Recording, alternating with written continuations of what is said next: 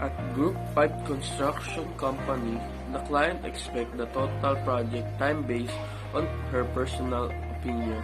The company trying to convince her that she used project management techniques to handle. To prove our point, we decided to use simple example of commercial construction project with 8 steps. We create a table word breakdown structure as follows. So, good day, Miss Desica.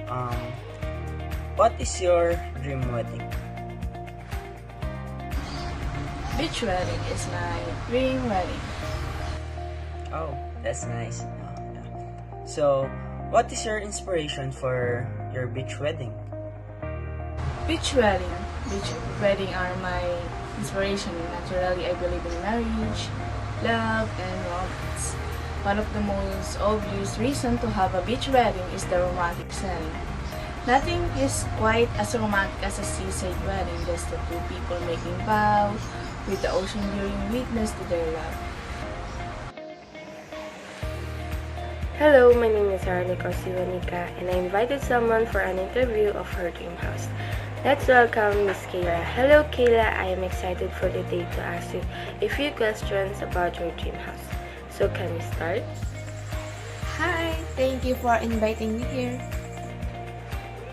For the first question, why do you want to build your own house instead of buying it? I want to build my own house so that I can have the chance to style the house based on my self-interest and to achieve the design of my dream house. Okay, for the second question, do you want traditional or contemporary styles? I prefer contemporary styles. For the third question, when would you start to build a house and how long will it take it to finish? Maybe when I have my financial stability already and I want to be done as soon as possible. Maybe half year is enough to finish it since I'm not preferring a large house. For the fourth question, when you would like to prepare the site and set the footers? Maybe after graduate with my profession and I want to be done as soon as possible. Would you like to finish the foundation early so we can assemble your house? Of course, yes. Okay, as the house is assembled, when you would like to finish the interior work and set up an appointment for the final inspection? Yes, definitely. It's for the greater good so that it will look great and no lackings. Once the interior work is done, would you prefer to start landscaping and have a house parking lot? What is the estimated time each task should be done? Of course, I want as soon as possible. When does painting should start? I want to be done 2 to 3 months. Thank you, Kayla, for joining us. Thank you again. As you can see, we make a table to show you the predecessor task of each task. The first is task A. The statement of the problem is prepare a site. So we put on the description is prepare site with 3 days duration and there is no predecessor task so that we put an hyphen. Next is task B. The description is set the footer with 2 days duration. We can see at the statement there are word then, so the predecessor task of B is task A. Next, based on the second bullet, finish the foundation 4 days and then assemble the house in 3 days. Let's focus on the first statement. The description would be finish foundation and it has 4 days duration and its predecessor task is B. Next is task D. The description is assemble the house with 3 days duration. There are keyword then so that the predecessor task is C. Next is task E. The description of task is interior work.